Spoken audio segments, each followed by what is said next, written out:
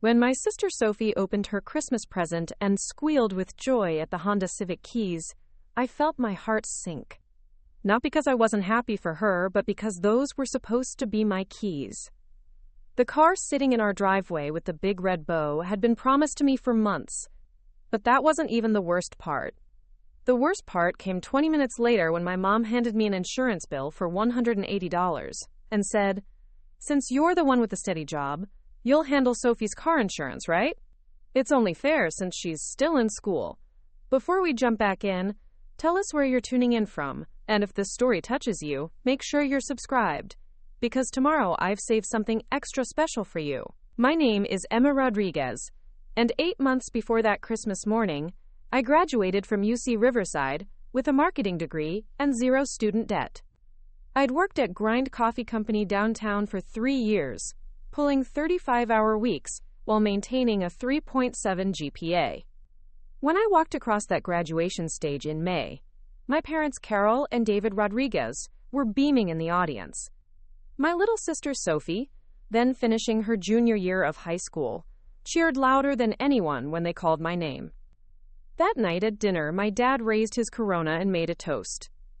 To Emma, who proved that hard work pays off. And since hard work pays off, your mom and I have been talking. It's time you had reliable transportation. No more bumming rides or taking the bus to work. We're getting you a car this summer. Sophie rolled her eyes playfully and said she'd inherit my bike, which made everyone laugh. I actually cried a little, not because of the car itself, but because it felt like recognition, like they saw how much I'd sacrificed and wanted to reward it. Throughout June and July, car shopping became a family activity. We'd spend Saturday mornings scrolling through Auto Trader and driving to different dealerships in Riverside and Corona. My mom, Carol, being a real estate agent, treated it like she was finding the perfect house. She'd inspect every inch of the vehicles, check the Carfax reports, and negotiate prices with the salespeople. My dad, David, who worked as an insurance broker, would run the VIN numbers through his system to estimate coverage costs. I felt so included, so valued. They were investing in my future. Sophie came along to most of these trips, offering opinions on colors and features. "Emma, you need something reliable but not totally boring," she'd say, scrolling through her phone in the back seat. "Maybe something in blue? Blue cars photograph well for social media." I didn't mind her input. We'd always been close despite our 4-year age gap.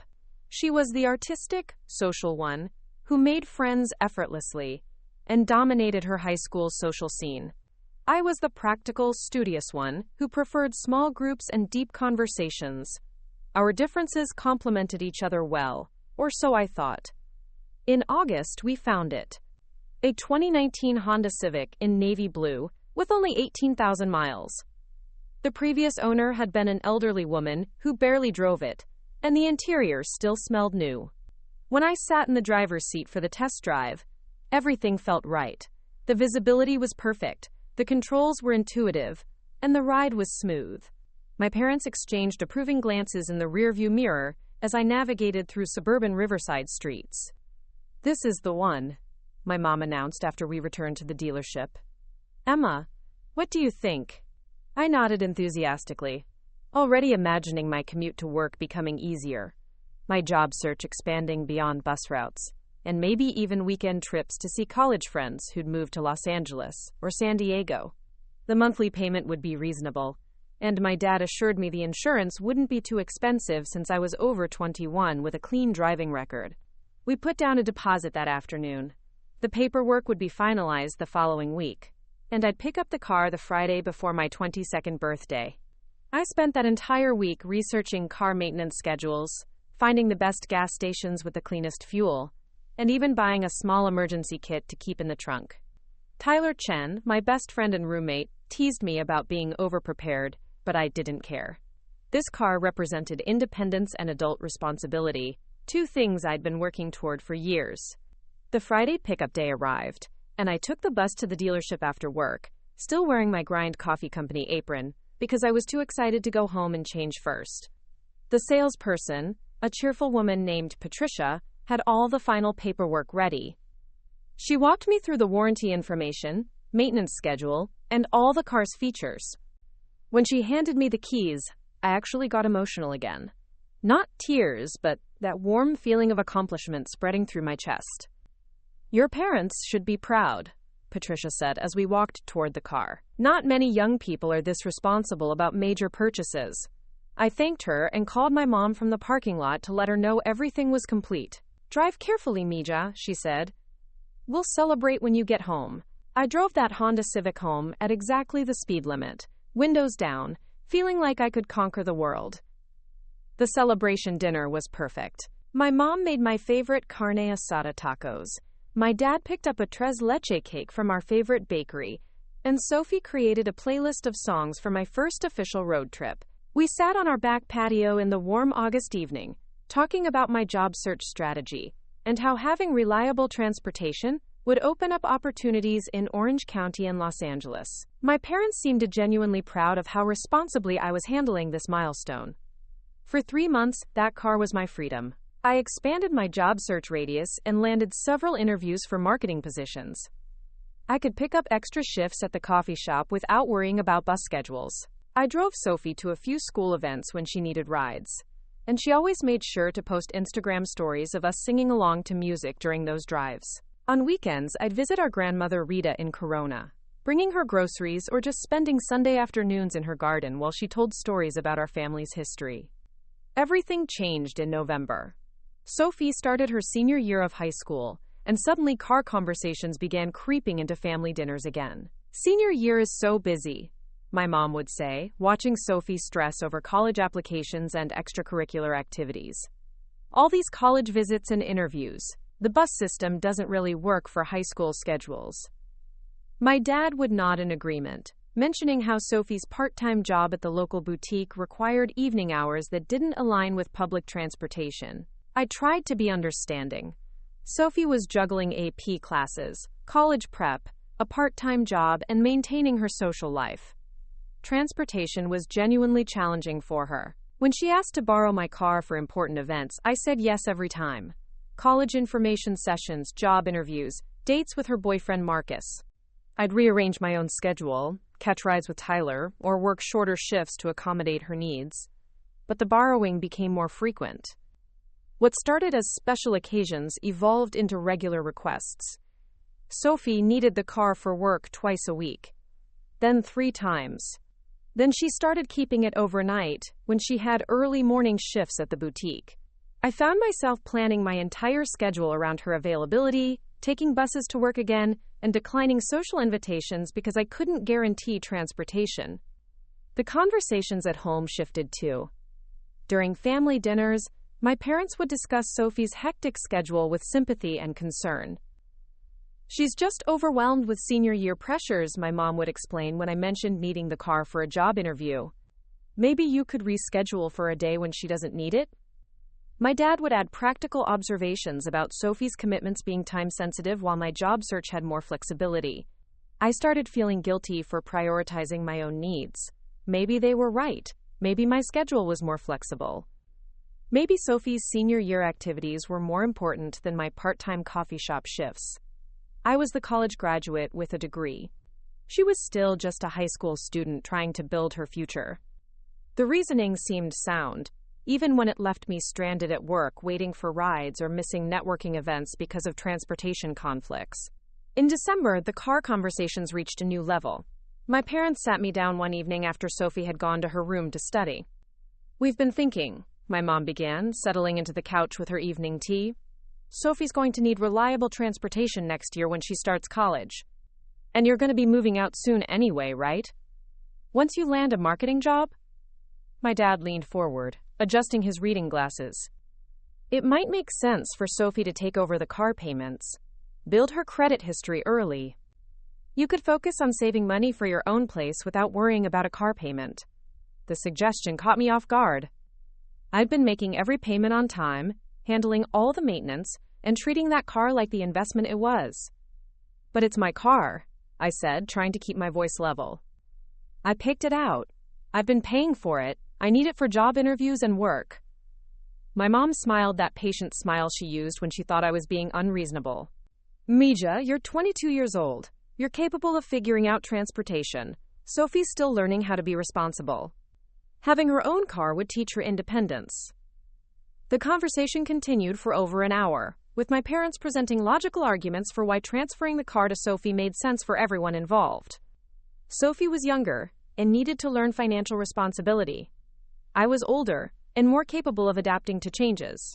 The family would benefit from having a more efficient transportation arrangement. By the end of that conversation, I felt confused and selfish for wanting to keep what was legally mine. 2 weeks before Christmas, I noticed my parents having hushed conversations that stopped when I entered rooms. Sophie seemed unusually excited about something she wouldn't discuss, giggling during phone calls with her friends and spending extra time on her appearance. When I asked what was going on, she'd just smile mysteriously and say, "You'll see." The mystery intensified when my mom started asking subtle questions about my work schedule during the week between Christmas and New Year's. "You're not planning any big trips or anything, right? You'll be around?" When I confirmed I'd be home, working reduced hours at the coffee shop, she seemed satisfied. My dad made similar casual inquiries about my transportation needs for that week. On December 23rd, my parents announced they were going shopping for last-minute Christmas gifts and would be gone most of the day. Sophie volunteered to come along, claiming she needed to find something special for her boyfriend. I stayed home, catching up on job applications and enjoying the quiet house.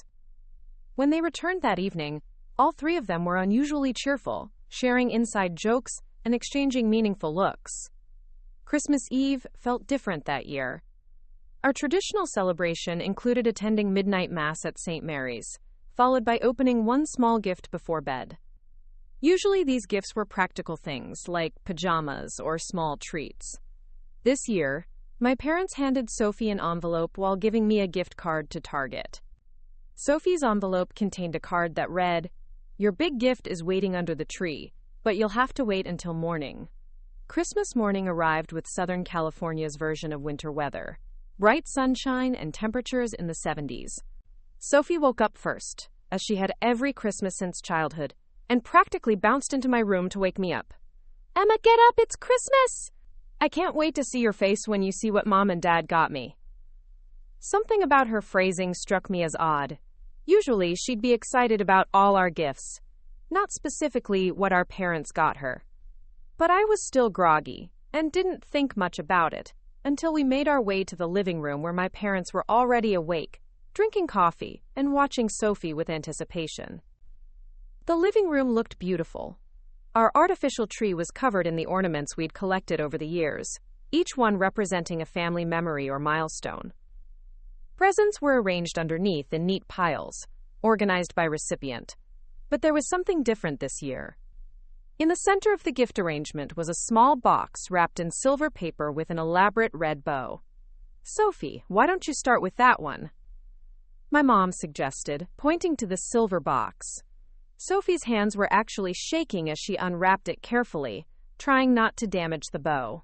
Inside the box was a single key attached to a Honda keychain. She stared at it for a moment before the realization hit her. "Are you serious?" she whispered, looking up at our parents. "Is this what I think it is?" My dad smiled broadly and pointed toward the front window. "Go look outside, Mija." Sophie ran to the window, and I followed behind her, my stomach beginning to feel strange. There in our driveway sat my Honda Civic, the same navy blue car I'd been driving for 4 months, decorated with an enormous red bow that covered most of the hood. Sophie screamed. Preparing and narrating this story took us a lot of time, so if you are enjoying it, subscribe to our channel. It means a lot to us. Now back to the story. Screamed with genuine joy and ran outside in her Christmas pajamas, not caring that neighbors might see her. She danced around the car, taking selfies with it, calling her friends to share the news. I stood in the doorway, watching her celebration and trying to process what was happening. My parents joined me, and my mom put her arm around my shoulders. "Isn't this wonderful? Sophie's going to be so responsible with her first car." Her first car. Not my car that was being transferred to her. Her first car. "But that's my car," I said quietly, still staring at Sophie, who was now sitting in the driver's seat, adjusting the mirrors. My dad cleared his throat. "Emma, you know how much Sophie needs reliable transportation for senior year. And you'll be moving out soon anyway." This just makes sense for everyone. The conversation continued, but I felt like I was underwater, hearing everything through a distant filter. Sophie needed the car more than I did. I was more capable of finding alternative transportation. The family benefited from this arrangement. Everything they said sounded reasonable, but something fundamental felt wrong about the entire situation. 20 minutes later, while Sophie was still outside taking photos with her new car and texting her friends, my mom handed me a sheet of paper. It was an insurance quote from my dad's company. "Since you're the one with the steady income, and since Sophie's still in school, we figured you could handle the insurance payments. It's only $180 a month. You make that in 2 days at the coffee shop." I stared at the paper, reading the same numbers over and over. $180 monthly for full coverage on a car that was no longer mine, for a sister who would be driving it exclusively, paid by me because I was the one with steady income. The logic was so circular it made my head spin. "You want me to pay insurance on a car I can't drive?" I asked, hoping I was misunderstanding something. My mom laughed like I'd made a joke. "Of course you can drive it, Mija. You're sisters. You'll share it. Sophie will just be the primary driver since she needs it for school." But I knew that wasn't true. Sophie had already claimed the car completely, adjusting everything to her preferences, programming her music into the stereo system, and calling it hers in every conversation with her friends. There would be no sharing. There would only be me paying for the privilege of watching my sister drive the car I'd picked out, bought, and maintained. The rest of Christmas morning passed in a blur of gift opening and breakfast preparation, but I felt disconnected from everything happening around me. Sophie couldn't stop talking about her plans for the car, places she wanted to drive, friends she could now help with transportation. My parents beamed with pride at her excitement and gratitude. I opened my other presents mechanically: clothes, gift cards, a new coffee maker for my apartment. Nice gifts, thoughtful gifts, but everything felt hollow compared to the magnitude of what had just been taken from me and repackaged as a favor I should be grateful to provide. By afternoon, extended family started arriving for our traditional Christmas dinner. Cousins, aunts, uncles, and our grandmother Rita all gathered in our backyard for carne asada and my mom's famous tamales. Sophie couldn't wait to show off her new car to everyone, taking them outside in small groups to admire it and hear the story of her Christmas surprise. "Emma, isn't it wonderful that Sophie got her first car?" my cousin Maria asked during dinner. "And so generous of you to help with the insurance. That's what family does for each other." I smiled and nodded, but inside I felt like screaming. How had the narrative become about my generosity instead of about what had been taken from me? Our grandmother Rita, my mom's mother and the wisest person in our family, sat beside me during dinner. She was quiet for most of the meal, watching the family dynamics with the sharp eyes that had observed decades of family gatherings. When Sophie launched into another excited description of her car plans, Rita leaned over and whispered to me, "Mija, something doesn't feel right about this situation." I looked at her, surprised that someone else had noticed what I was feeling. "What do you mean, abuela?" She patted my hand gently. "I remember when you bought that car in August. You were so proud, so excited. Your parents talked about how responsible you were, how much you deserved it. Now suddenly it's Sophie's car and you're paying for it? That doesn't make sense to an old woman like me." Her validation meant everything to me in that moment. Rita had raised 5 children and seen every family manipulation tactic imaginable. If she thought something was wrong, then I wasn't being oversensitive or ungrateful.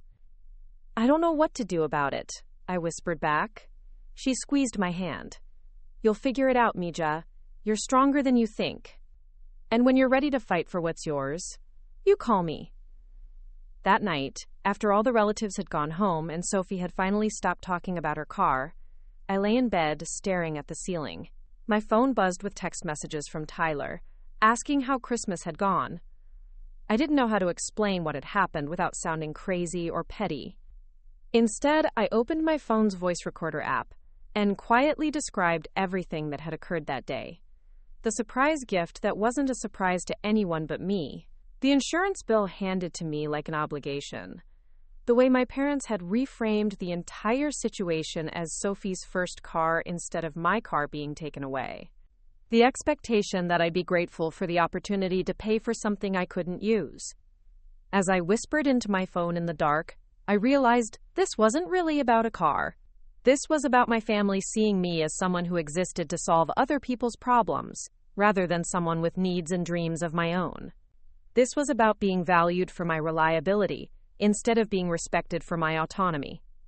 When I finished recording, I had 17 minutes of documentation. I saved it in a folder on my phone and tried to sleep, but my mind kept racing with questions. How long had my parents been planning this? Had they ever intended for the car to remain mine? Was this the first time they'd manipulated a situation this completely, or had I just been too trusting to notice before? The next morning, Sophie left early to meet friends, driving away in what she now called her Honda. My parents seemed relieved that Christmas had gone so smoothly, chatting happily over breakfast about Sophie's excitement and responsibility. When my mom mentioned how proud she was of both her daughters, I almost laughed at the irony. That's when I knew I needed to start paying attention to everything differently. This situation had revealed something important about my family dynamics, and I had a feeling this wasn't going to be the end of it. I had 9 days before I had to return to work full-time. 9 days to figure out what I was going to do about the most expensive Christmas gift I'd never wanted to give. The first insurance bill arrived on January 3rd, addressed to me but with Sophie's name listed as the primary driver. $183.47, due January 15th. I stared at the paperwork while drinking my morning coffee, noting how quickly my dad's company had processed everything.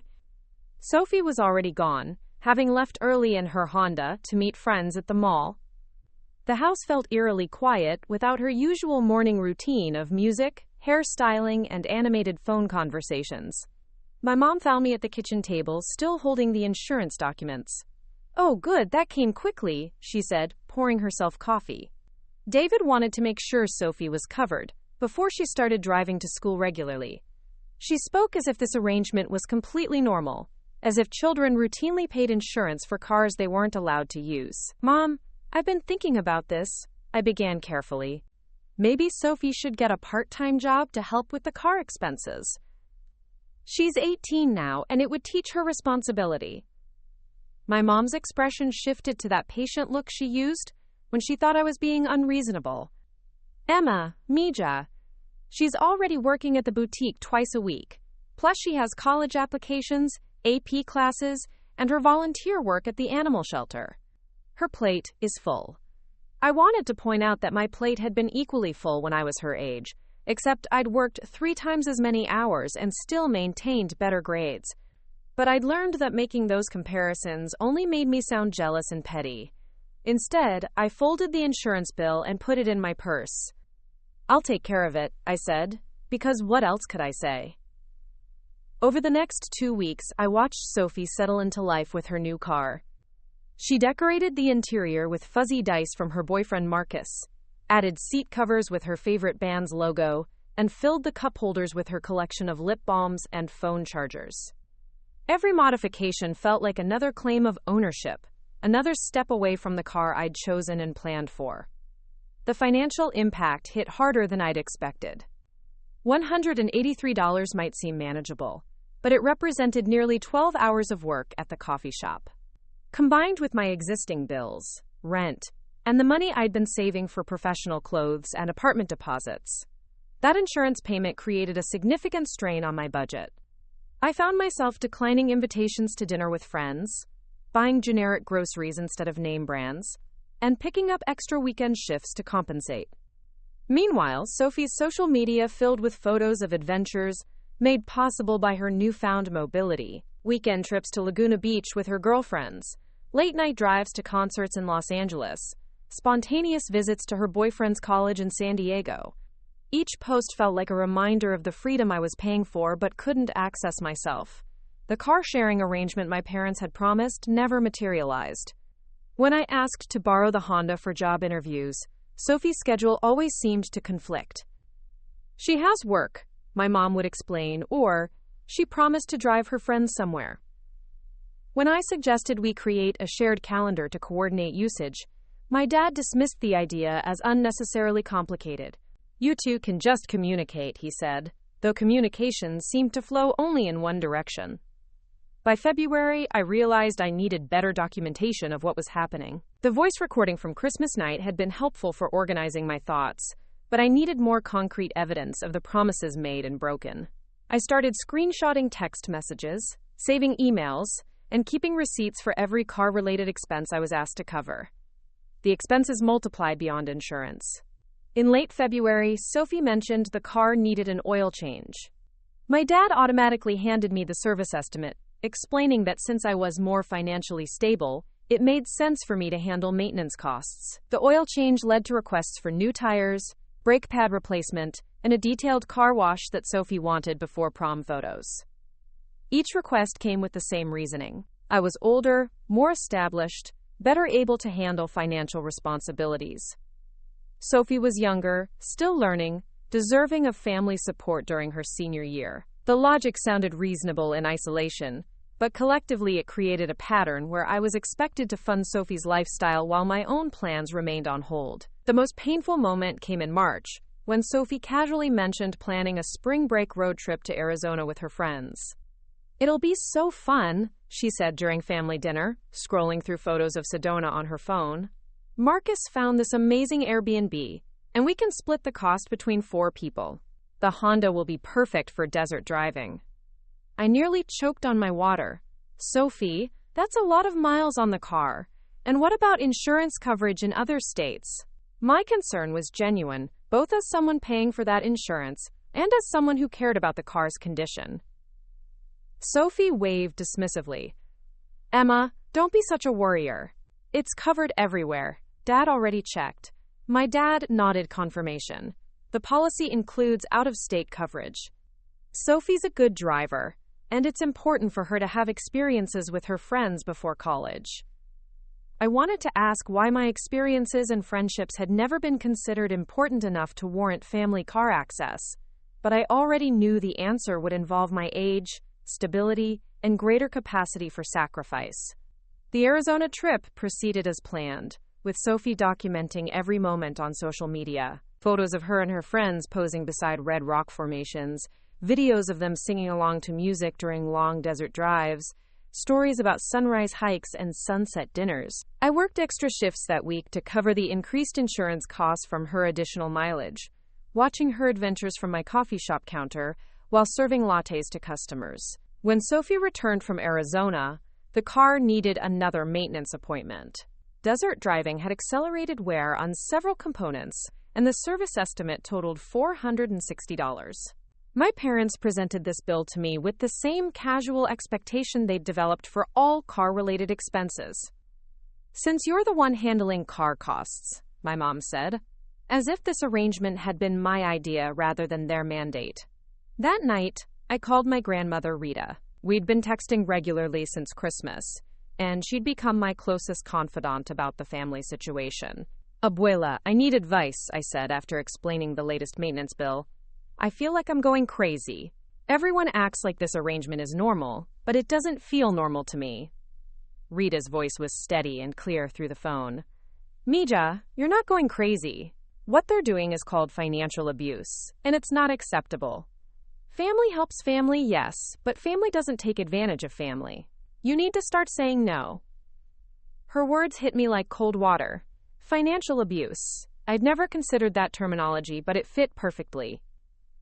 "How do I say no without destroying my relationship with everyone?" I asked. Rita was quiet for a moment before responding. "Sometimes relationships change when you stop letting people use you. The people who truly love you will respect your boundaries. The people who only love what you can do for them will get angry. That tells you everything you need to know." After that conversation, I began researching financial abuse and family manipulation tactics.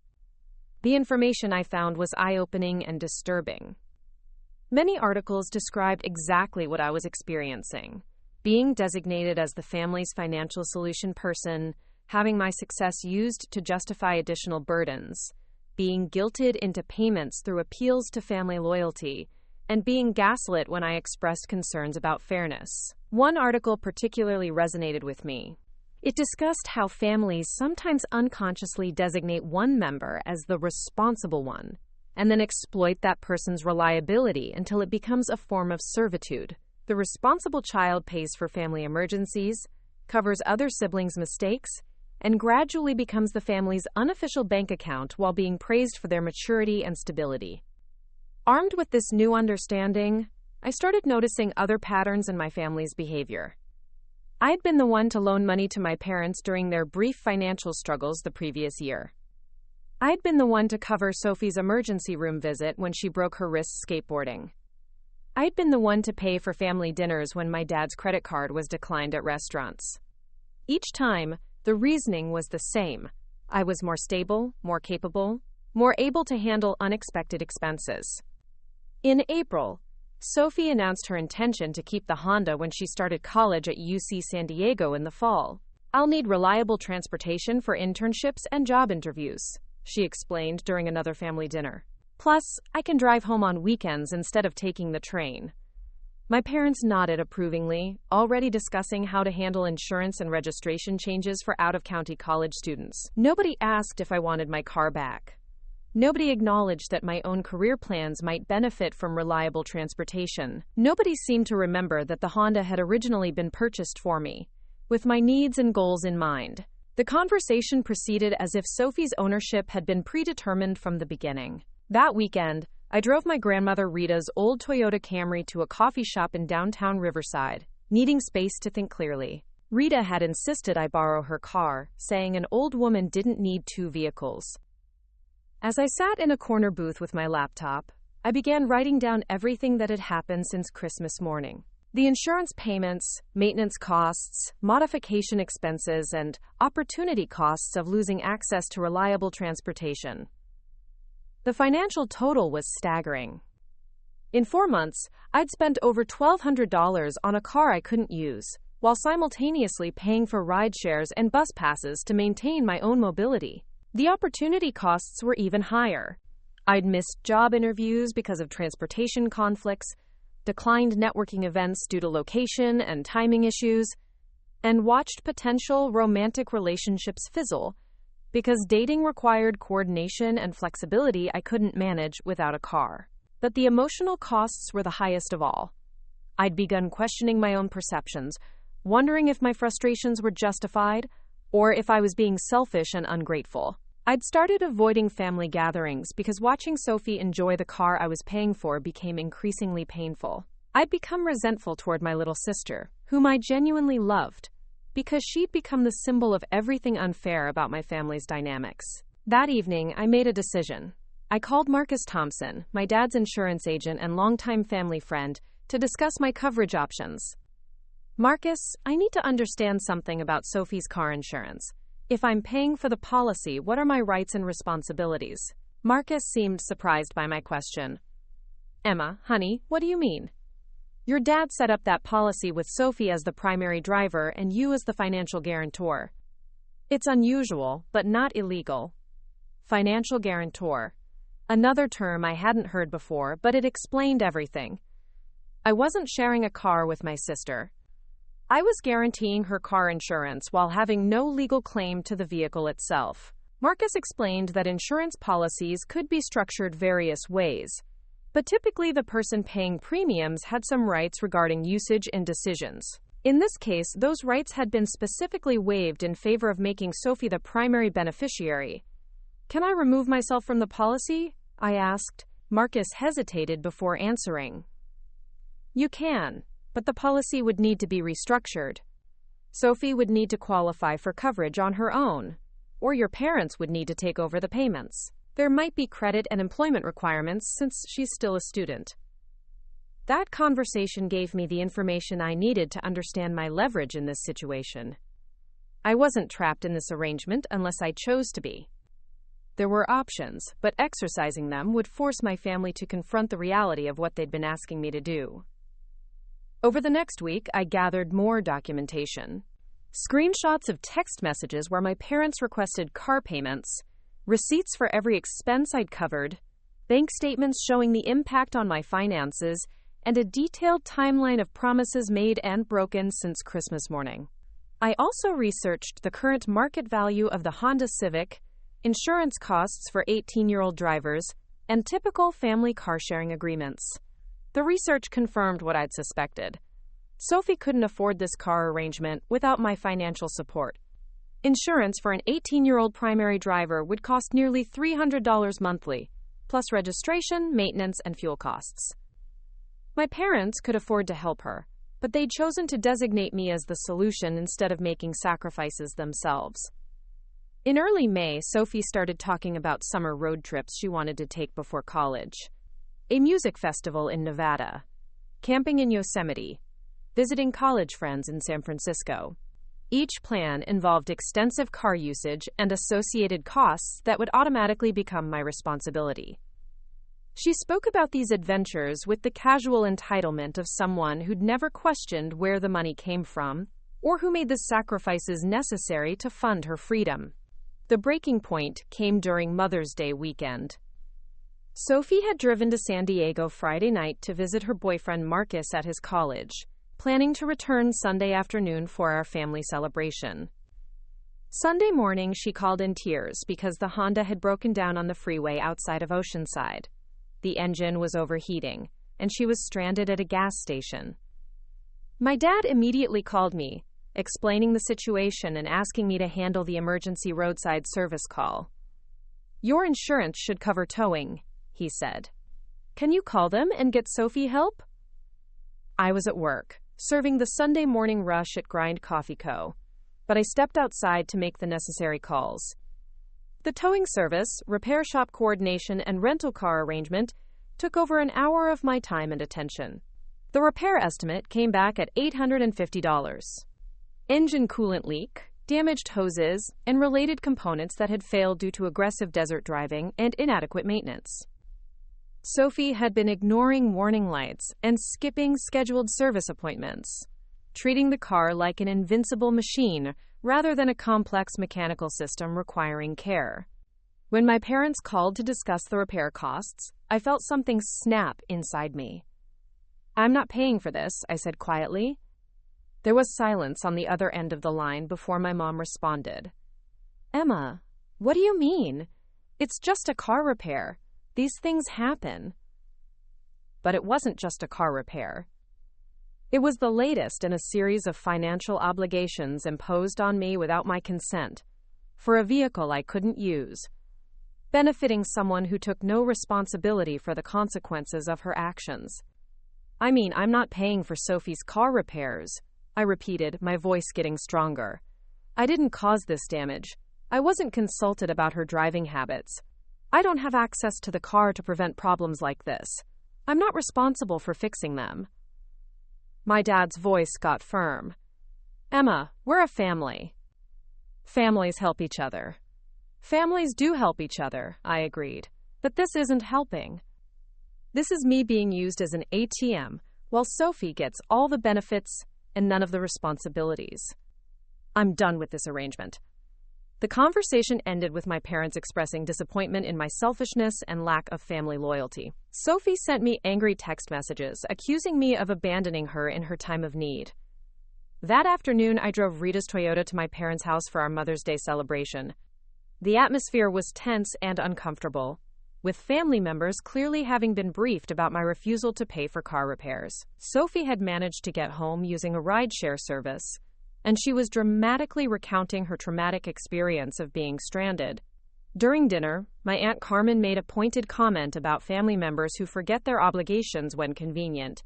My cousin Miguel mentioned how lucky Sophie was to have such a generous older sister, though he emphasized the word generous in a way that suggested my generosity was now in question. The passive-aggressive commentary continued throughout the meal, with various relatives weighing in on the importance of family support and shared responsibility. My grandmother Rita had remained quiet during most of these exchanges, but as we were clearing dishes, she stood up and addressed the room. "I have something to say about this situation," she announced, in the voice she'd used to command attention from 5 children and dozens of grandchildren over the decades. The room fell silent. I've been watching this family take advantage of Emma for months, and I'm ashamed of all of you, she said, looking directly at my parents. That girl worked her way through college, graduated without debt, and bought herself a car with her own money. Then you took it away from her on Christmas morning and convinced her she should be grateful for the privilege of paying for her sister's transportation. The room was completely silent now. Sophie's face had turned red, and my mom looked like she'd been slapped. Rita continued, her voice steady and clear. Emma is not a bank account. She's not responsible for solving everyone else's problems. And shame on all of you for making her feel guilty about setting reasonable boundaries.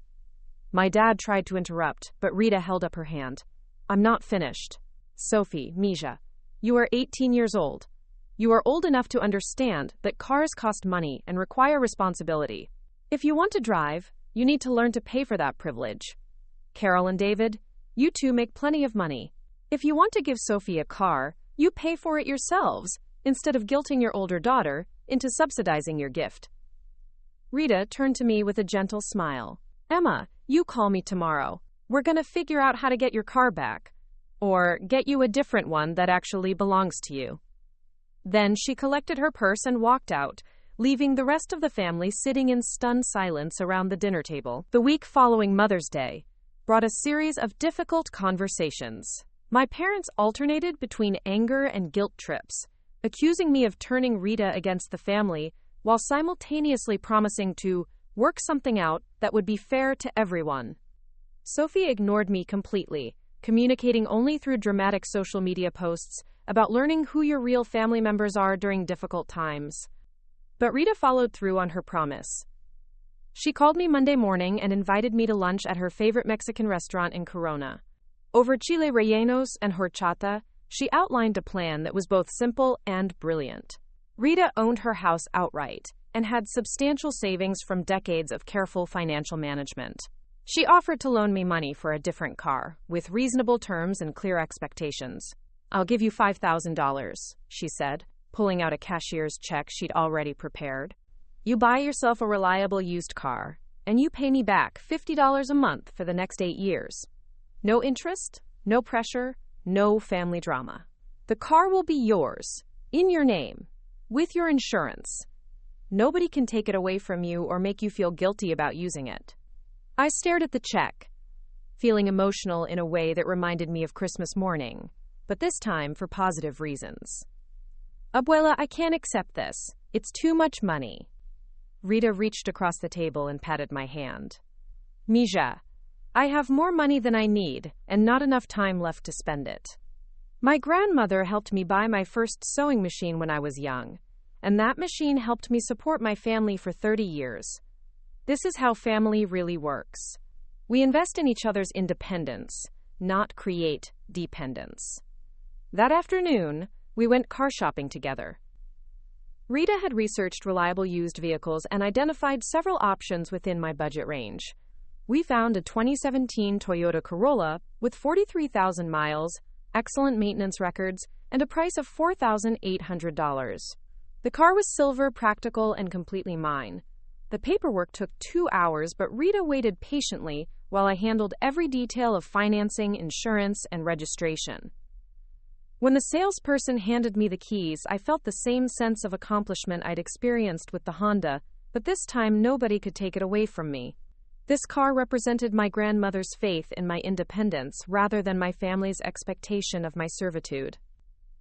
Driving home in my new Toyota, I called Marcus Thompson to cancel my coverage on Sophie's Honda. Marcus, I need to remove myself from the Rodriguez family policy effective immediately. Marcus seemed relieved, mentioning that he'd always felt uncomfortable with the unusual arrangement. Emma, I'm glad you're doing this. That situation never sat right with me, but it wasn't my place to interfere. The cancellation process revealed interesting information. Without my financial guarantee, Sophie would need a co-signer for insurance coverage. My parents would need to qualify based on their credit and driving records, and the monthly cost would increase significantly due to their age and Sophie's inexperience. The insurance company had been offering me an essentially subsidized rate because of my excellent driving record and stable employment. That evening, my dad called with a mixture of anger and panic. Emma, Marcus says you canceled Sophie's insurance. She can't drive without coverage. What were you thinking? I explained calmly that I'd purchased my own car and insurance, removing myself from an arrangement that had never been fair or sustainable. My parents could choose to insure Sophie themselves or help her find alternative transportation. The conversation became heated, with my dad accusing me of selfishness and my mom crying about family loyalty. But for the first time in months, I felt completely clear about my position. I love Sophie, and I love both of you, I said. But love doesn't mean accepting financial abuse. If you want Sophie to have a car, you can afford to help her yourselves instead of making it my responsibility. Over the next 2 weeks, my family went through various stages of adjustment. Sophie initially tried to continue driving the Honda without insurance until my parents realized the legal and financial liability. They briefly attempted to guilt me into resuming payments, enlisting various relatives to call and express concern about family unity. But Rita had prepared me for this pressure campaign. They'll try everything before accepting that you're serious, she warned. Don't give in. Don't explain yourself repeatedly. Just keep saying, I'm not available for that arrangement anymore, and change the subject. Her advice proved invaluable, as family members cycled through different manipulation tactics. Eventually, my parents arranged new insurance for Sophie, though the cost was nearly double what I'd been paying. Sophie had to get a part-time job at a local restaurant to help cover the additional expenses, and her summer road trip plans were significantly scaled back. The Honda remained in the family, but the financial responsibility shifted to where it should have been from the beginning. By June, family gatherings had returned to relatively normal, though the dynamics had permanently changed. Sophie and I were slowly rebuilding our relationship, with her gradually understanding that my boundary setting hadn't been an attack on her personally, but a refusal to continue an unfair arrangement. My parents remained somewhat resentful, but they'd stopped making requests for financial assistance with Sophie's expenses. The most significant change was in how I viewed myself within my family. I was no longer the designated problem solver, the automatic financial backup plan, or the family member who absorbed everyone else's poor decisions. I was Emma Rodriguez, marketing graduate with my own goals, my own car, and my own budget priorities. My job search had expanded significantly with reliable transportation, and by July, I'd accepted a marketing coordinator position with a nonprofit organization in Orange County. The salary was modest but fair, and the work was meaningful. Having my own car made the 40-minute commute manageable and opened up professional opportunities I couldn't have considered while dependent on Sophie's schedule. Sophie started college in San Diego that fall, keeping the Honda but managing all associated costs herself with help from my parents. We talked regularly by phone, and our relationship had actually improved since the financial pressure had been removed. She'd learned valuable lessons about money management and personal responsibility, while I'd learned equally valuable lessons about setting boundaries and advocating for myself. Rita and I had lunch together every Sunday after church, maintaining the tradition we'd started during the car situation. She'd become not just my grandmother but my mentor in navigating family relationships with love, but also with self-respect. Her $50 monthly car payments were always accompanied by stories about her own experiences, standing up to family pressure, and choosing independence over comfortable dependence. 1 year later, during Christmas morning 2024, I sat in my parents' living room, watching Sophie open presents, while my Toyota sat in the driveway, reliable and completely mine. The atmosphere was warm and comfortable, with none of the tension and hidden agendas that had characterized the previous year's celebration. Sophie had matured significantly during her first semester of college, developing appreciation for financial independence and responsibility. She thanked me privately for pushing back against the car arrangement, admitting that learning to manage her own expenses had made her more confident and capable. My parents had also evolved, becoming more aware of how their well-intentioned help had crossed into enabling and exploitation. They still occasionally fell into old patterns of expecting me to solve family problems, but they now accepted my boundaries with better grace and less guilt-tripping. The most meaningful moment came when my mom pulled me aside after breakfast. "Emma, I want to apologize for last year," she said quietly. "I didn't understand how unfair we were being. Rita helped me see that we were taking advantage of your kindness and responsibility. I'm proud of how you stood up for yourself, even when it was difficult." That apology meant more to me than any car ever could. It represented acknowledgement that my feelings and boundaries mattered, that my financial independence deserved respect, and that being the responsible child didn't automatically make me responsible for everyone else's choices. As I drove home that Christmas afternoon in my silver Toyota Corolla, I reflected on how much had changed in 12 months. I'd learned to distinguish between loving my family and letting them use me. I discovered that real generosity comes from choice rather than obligation.